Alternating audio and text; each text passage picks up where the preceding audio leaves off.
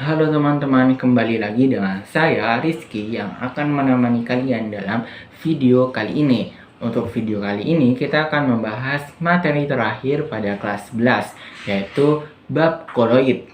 Sebelum itu kita harus mengenal atau membedakan mana yang termasuk ke dalam campuran homogen dan mana juga yang masuk ke dalam campuran heterogen.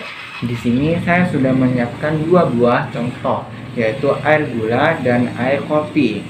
Nah, untuk itu kita harus mengetahui terlebih dahulu apa itu campuran homogen dan apa itu campuran heterogen. Untuk campuran homogen merupakan campuran yang ketika kita campur itu akan terlalu secara merata. Beda halnya dengan campuran heterogen. Jika kita campur itu tidak bisa tercampur secara merata. Maka dapat kita simpulkan bahwa air gula ini termasuk ke dalam campuran homogen. Dan untuk air kopi ini termasuk ke dalam campuran heterogen. Nah, ketika saya mencicipi 1 sendok di bagian sini dan saya bandingkan ketika saya mencicipi 1 sendok di bagian bawah sini, apakah rasanya akan tetap sama? Iya, rasanya akan tetap sama. Maka dapat disimpulkan kembali bahwa air gula ini hanya memiliki satu fase. Nah, untuk air kopi, jika saya mencicipi 1 sendok teh di bagian ujung sini dan saya bandingkan 1 sendok teh di bagian sini, rasanya akan berbeda. Ketika saya mencicipi di bagian bawah sini, saya akan merasakan ampas-ampasnya, yaitu akan terasa pahit. Beda dengan halnya ketika saya mencicipi di sini, rasanya akan sedikit pahit namun ada manis-manisnya. Maka ini air kopi itu memiliki dua fase. Untuk air gula ini termasuk ke dalam contoh larutan. Sedangkan untuk air kopi ini termasuk ke dalam suspensi. Apa itu suspensi? Suspensi merupakan padatan yang ketika dilarutkan itu tidak tercampur secara merata. Nah, itu bisa kita contohkan juga, salah satunya yaitu air kopi. Ketika saya mempunyai air susu, apakah ini termasuk ke dalam homogen atau heterogen? Atau juga itu termasuk ke dalam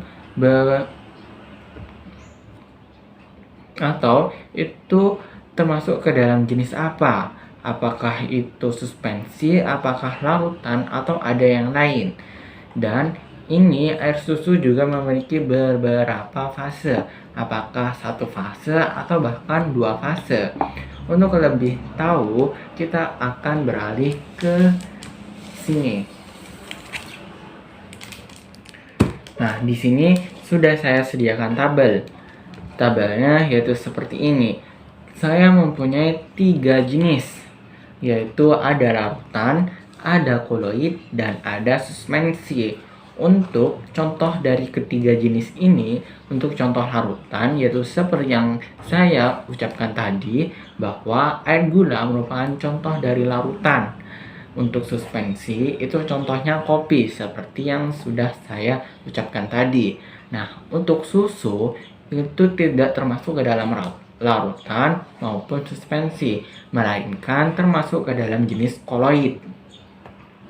Nah, untuk sifat dari ketiga jenis ini, untuk larutan itu sifatnya homogen. Untuk suspensi itu sifatnya adalah heterogen. Nah, untuk koloid itu contohnya susu. Ini memiliki dua jenis sifat, yaitu jika kita lihat secara kasat mata atau secara makroskopis itu sifatnya adalah homogen. Sedangkan jika kita lihat menggunakan mikroskop atau secara mikroskopis itu termasuk ke dalam sifat heterogen. Nah, Untuk fasenya larutan itu hanya memiliki satu fase, sedangkan untuk suspensi itu memiliki dua fase. Nah, untuk koloid ini kita tinjau dari yang kita lihat dengan mikroskop atau secara mikroskopis, yaitu memiliki dua fase. Nah, untuk selanjutnya yaitu ukurannya larutan itu sangat kecil, yaitu di bawah 1 nanometer. Nah, untuk koloid itu ukurannya antara 1 sampai 100 nanometer. Nah, untuk suspensi ukuran partikelnya yaitu di atas 100 nanometer. Dan selanjutnya yaitu kestabilan. Kestabilan di sini artinya ketika kita campur larutan itu, apakah larutan itu ukuran partikelnya akan berubah-ubah atau akan tetap. Nah, untuk larutan itu kestabilannya sangat stabil, dan untuk koloid juga sama, yaitu stabil. Beda dengan suspensi. Suspensi itu ketika kita aduk-aduk larutannya, itu ukuran partikelnya akan tidak stabil. Nah, untuk yang terakhir yaitu apakah ketiga jenis ini bisa kita saring. Nah, untuk larutan itu tidak dapat disaring karena ukuran partikelnya itu cukup kecil. Untuk koloid itu masih bisa kita saring dengan syarat menggunakan penyaringan ultra. Nah, untuk suspensi ini bisa kita saring dengan saringan yang biasa kita temui di dapur. Supaya kalian lebih paham, maka kita akan latihan soal. Untuk soal yang pertama yaitu campuran mana yang bersifat tidak stabil, ada kata tidak stabil, dan memiliki ukuran partikel paling besar. Untuk opsinya yaitu ada A. larutan, B. suspensi, dan C. koloid. Nah, untuk larutan kita identifikasi terlebih dahulu. Larutan itu kestabilannya adalah stabil, dan ukuran partikelnya itu lebih kecil dari 1 nanometer. Nah, untuk suspensi ini kestabilannya adalah tidak stabil,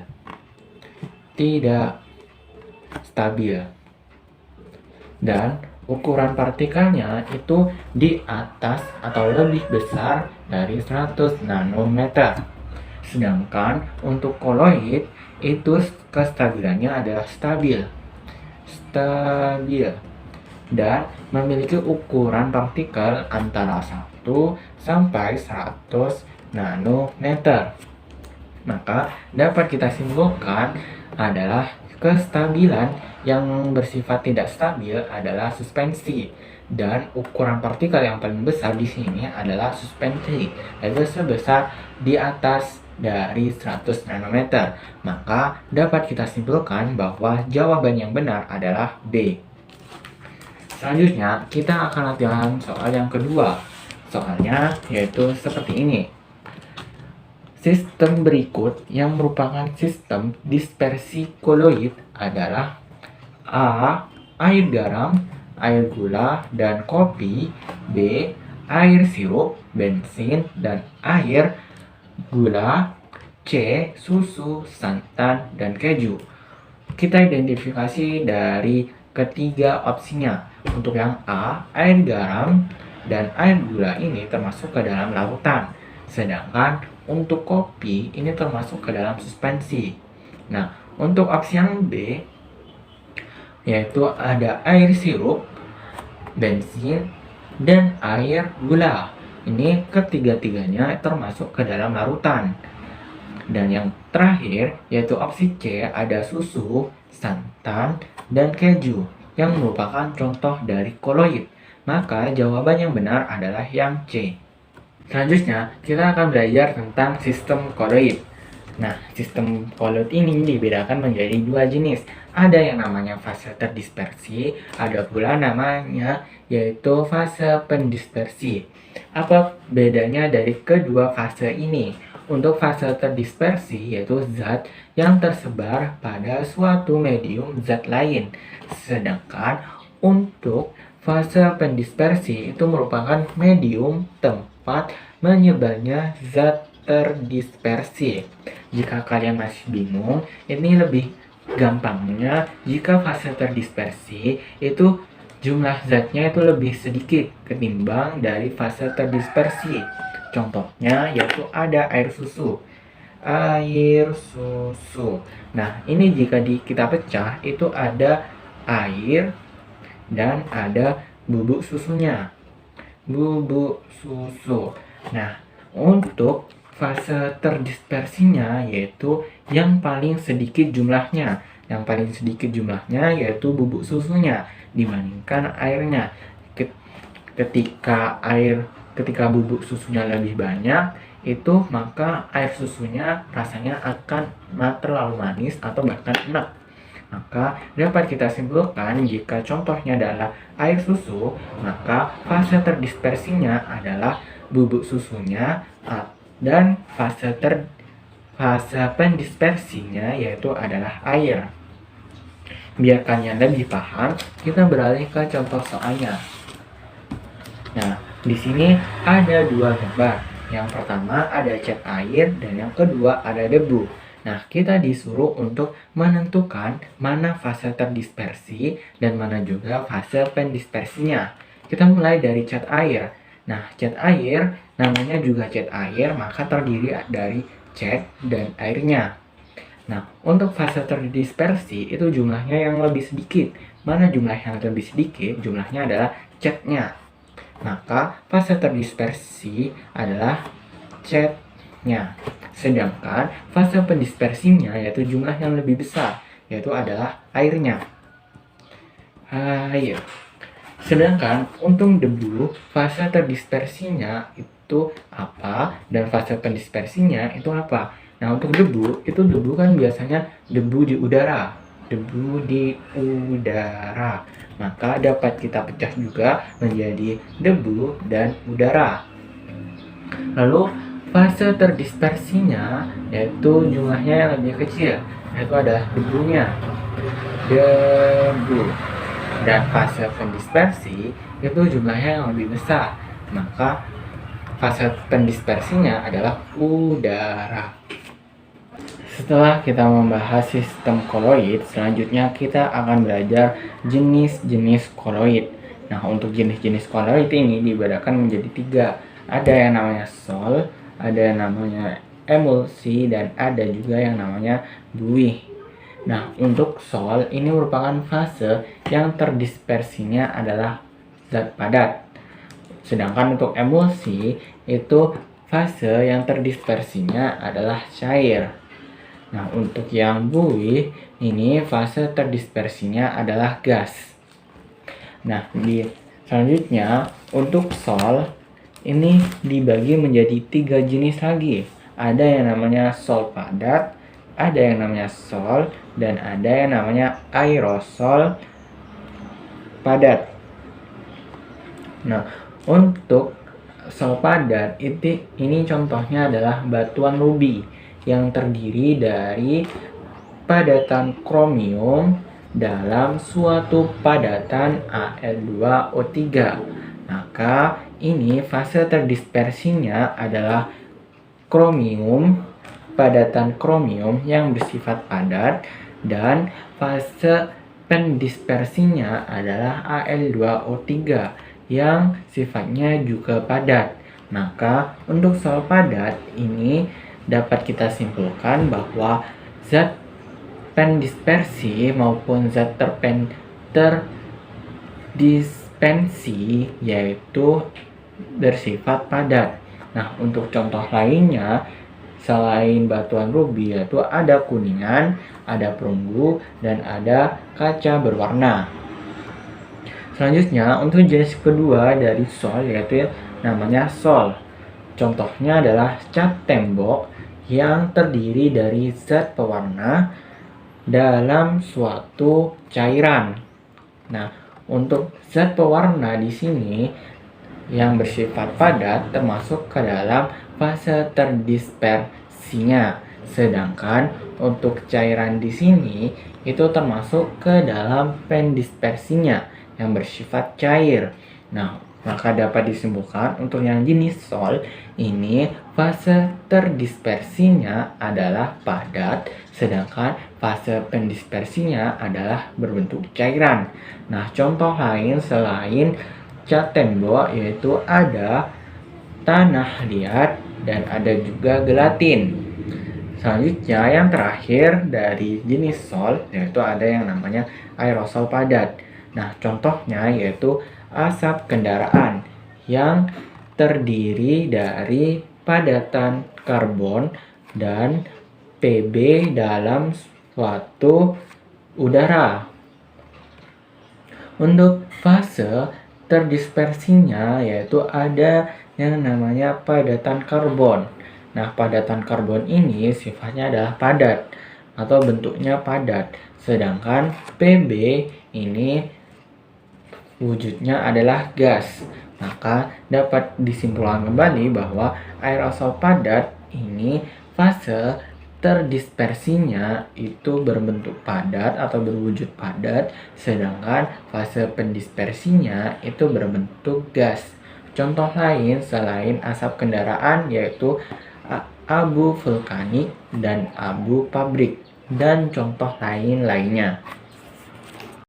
Selanjutnya yaitu kita beralih ke jenis emulsi. Nah, jenis emulsi ini dibagi menjadi 3. Ada emulsi padat, ada emulsi, dan ada aerosol. Untuk emulsi padat itu contohnya adalah jelly. Salah satu contoh dari emulsi padat yaitu adalah jelly yang terdiri dari air dalam suatu medium padat yaitu serat. Nah, berarti zat terdispersinya adalah air dan zat pendispersinya adalah serat yang berwujud padat. Nah, contoh lainnya yaitu ada mentega dan keju. Setelah itu kita ke emulsi. Nah, emulsi ini salah satu contohnya adalah susu yang terbuat dari lemak dalam suatu air. Nah, untuk fase terdispersinya yaitu adalah lemak yang berwujud padatan, dan untuk fase pendispersinya yaitu ada air yang berwujud cairan. Nah, contoh lainnya yaitu ada santan dan mayones. Selanjutnya kita ke aerosol. Nah, aerosol ini salah satu contohnya itu adalah kabut.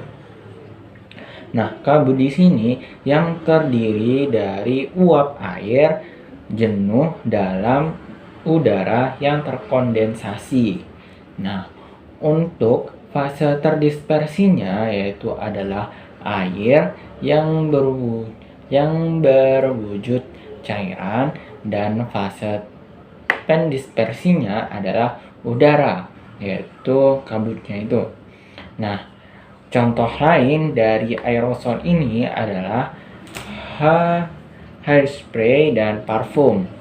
Nah, setelah kita ke jenis-jenis emulsi, kita ke jenis terakhir yaitu ada buih.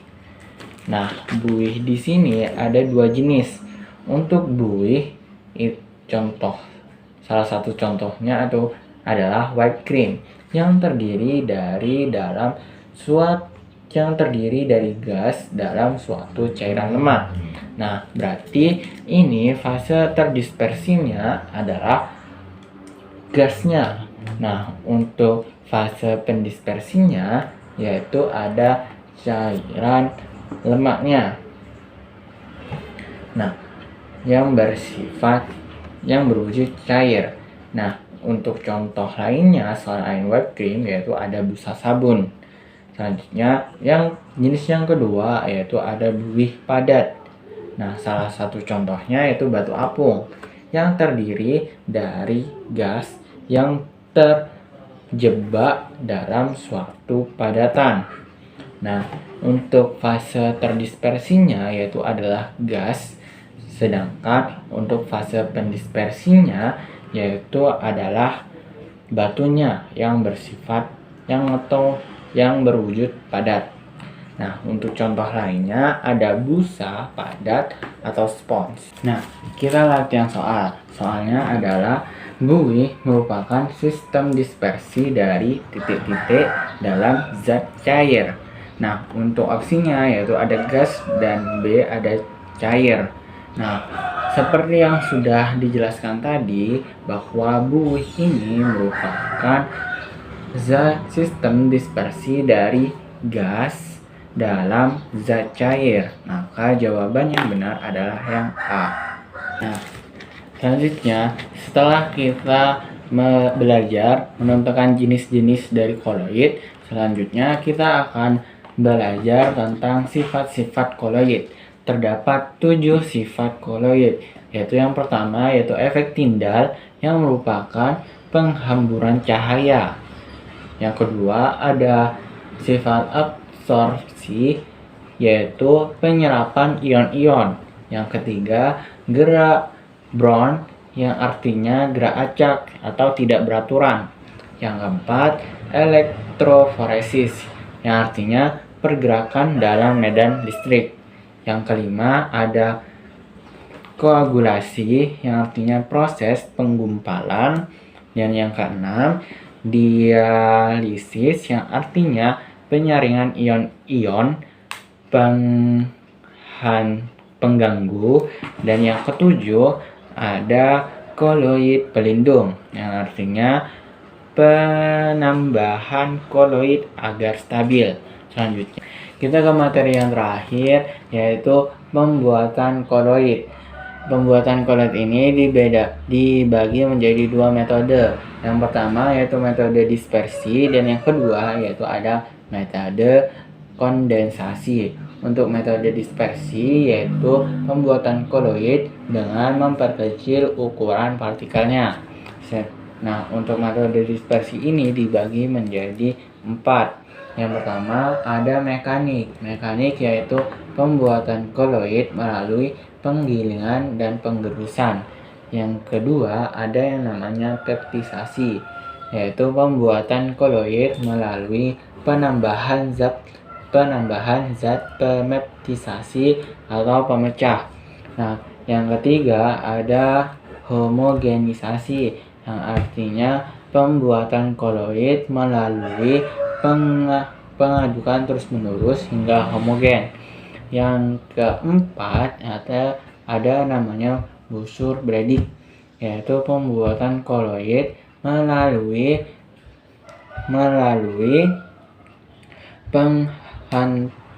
menghantarkan arus listrik yang kuat ke batang logam yang berdekatan dengan medium pendispersi, yaitu air. Metode yang kedua yaitu ada yang namanya metode kondensasi, yaitu pembuatan koloid dengan memperbesar ukuran partikel. Di sini ada 3 yang termasuk ke dalam metode kondensasi, yaitu yang pertama ada reaksi redoks. Reaksi redoks ini merupakan pembuatan koloid dengan atau melalui reaksi reduksi dan oksidasi suatu senyawa. Kedua ada reaksi hidrolisis, yaitu pembuatan koloid melalui reaksi pemecahan air.